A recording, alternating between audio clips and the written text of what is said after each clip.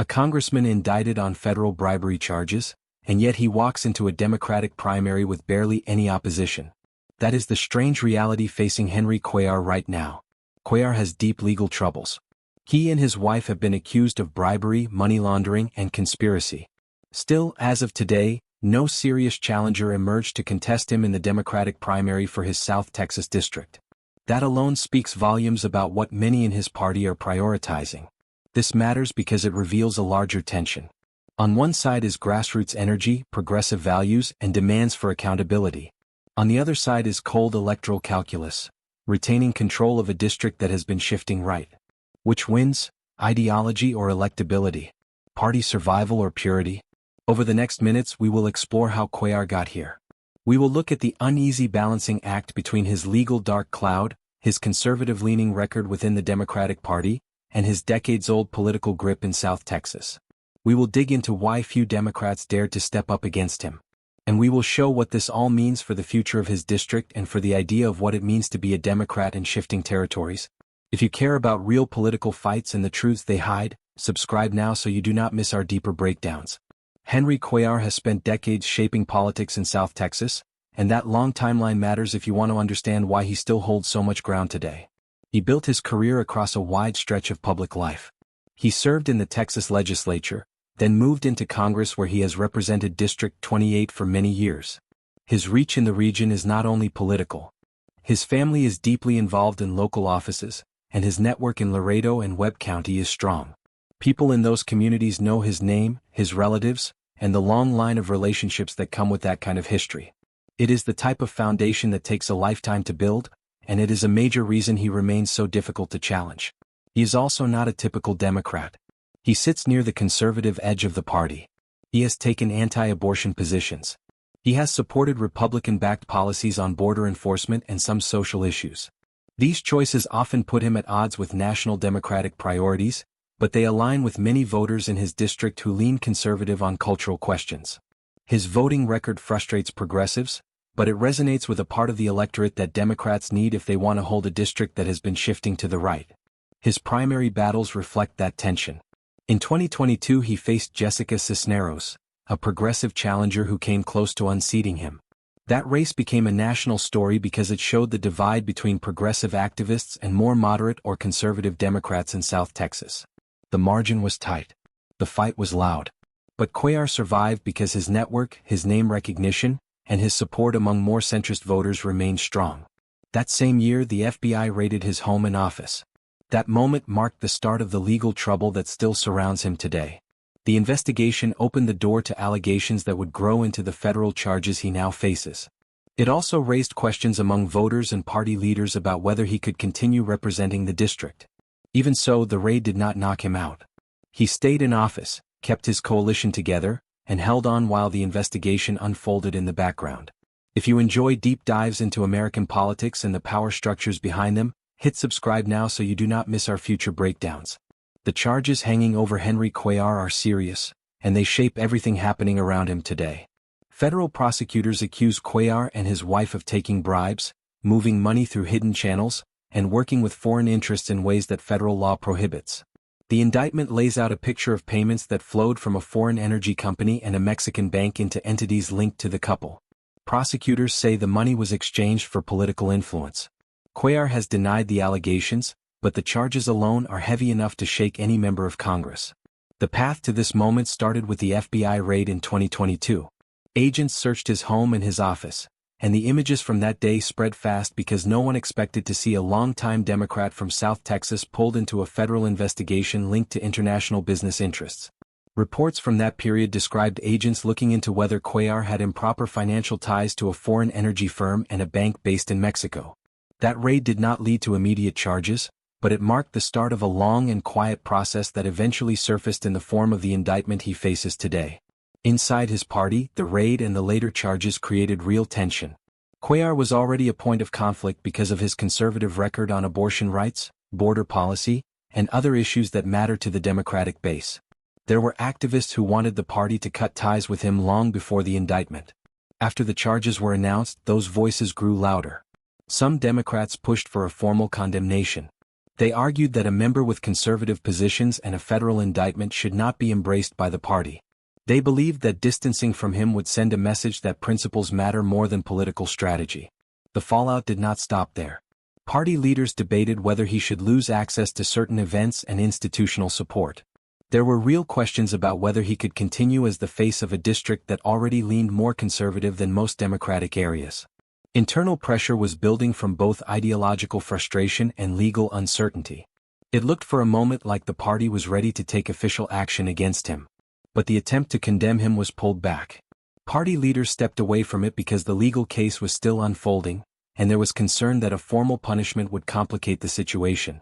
They also knew that removing him or weakening him could open the door for Republicans to flip the district. The decision showed how much the party was battling between values and strategy. They chose to wait even with the charges in full view. The region Cuellar represents has long been seen as Democratic ground.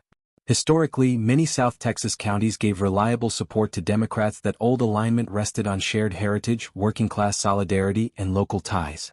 But in recent years that foundation has cracked. Now, the district and the broader area is shifting right. In the 2024 presidential election, the district went for Donald Trump by a clear margin over the Democratic candidate. In the heart of the district, Webb County, Texas, which includes Laredo, flipped Republican. That county had not backed a GOP presidential candidate in over a century. This change did not come by accident. Voter sentiment around issues like border security, immigration, economic anxiety, and cultural values has moved in a more conservative direction. Many Hispanic voters, historically loyal to Democrats, are turning to Republicans. That shift reflects not only national trends but also local concerns. For Democrats, this poses a big dilemma. The district is no longer a safe blue seat.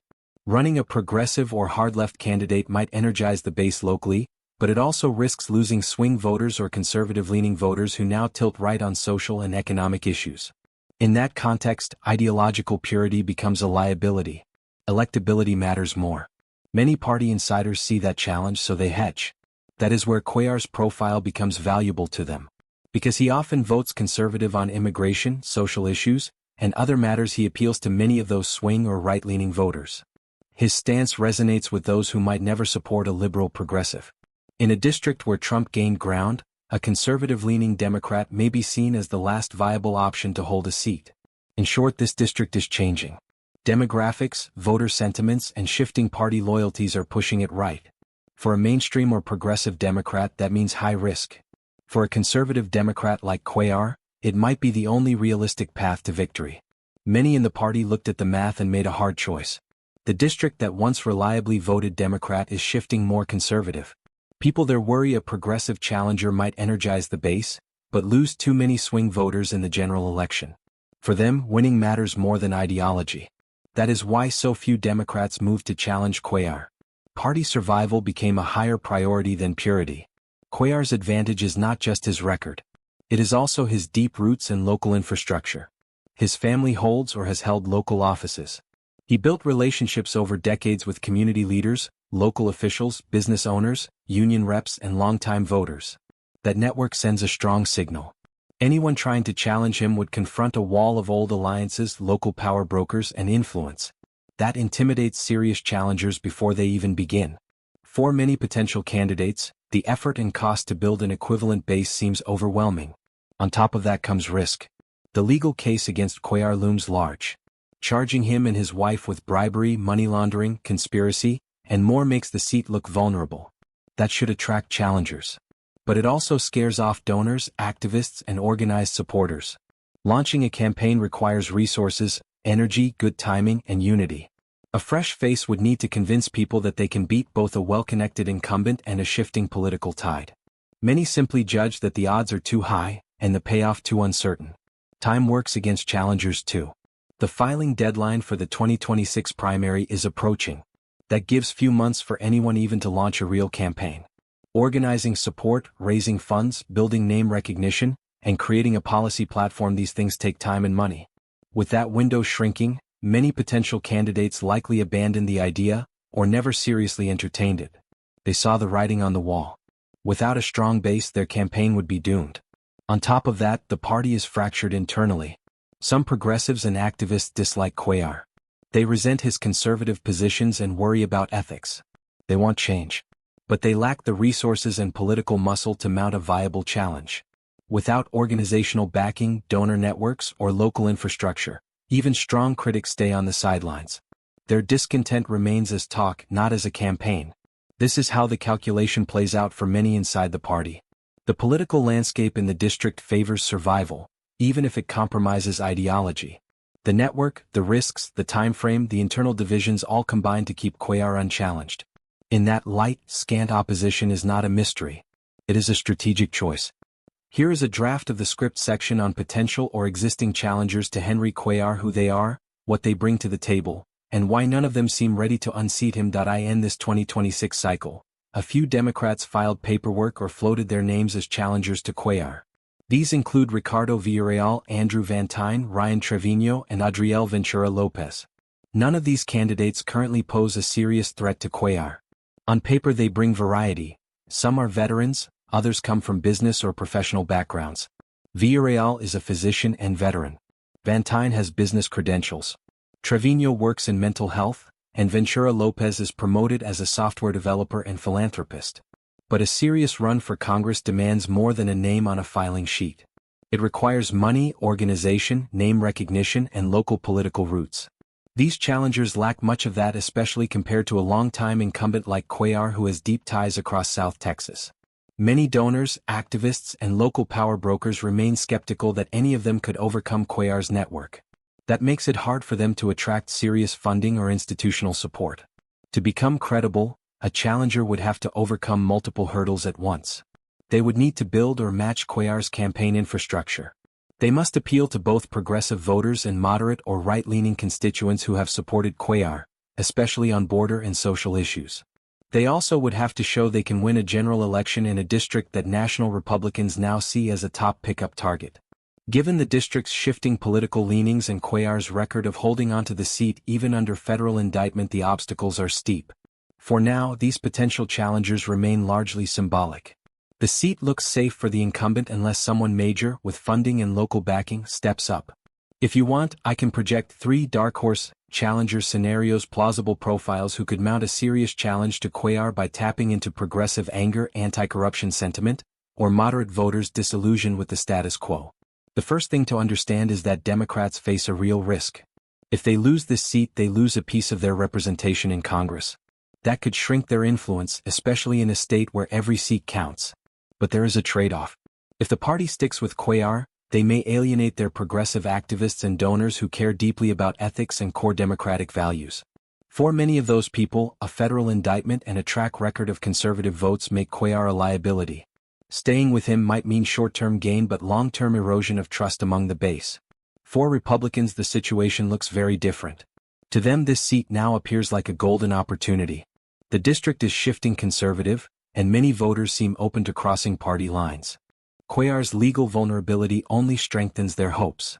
They smell a chance to flip a seat that once was blue but may now lean red. A win here could help them build momentum and reshape the map in South Texas.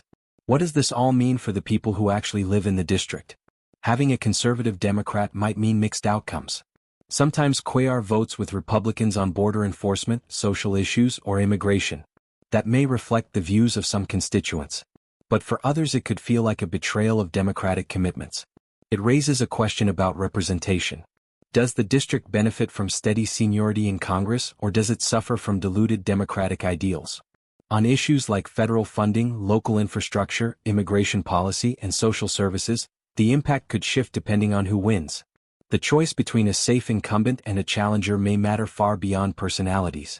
It could shape real policies and lives. This moment also tests the identity of the state Democratic Party. On one hand, there is a pragmatic approach that values holding seats at almost any cost. On the other, there is value-based politics that prioritize ideology, ethics, and long-term trust. If the party consistently chooses electability over principles, it risks alienating voters who care about what Democrats stand for. That could weaken the party's coherence and vision over time. The question becomes, is holding a seat worth sacrificing core beliefs? For many, that question matters as much as who wins the next election.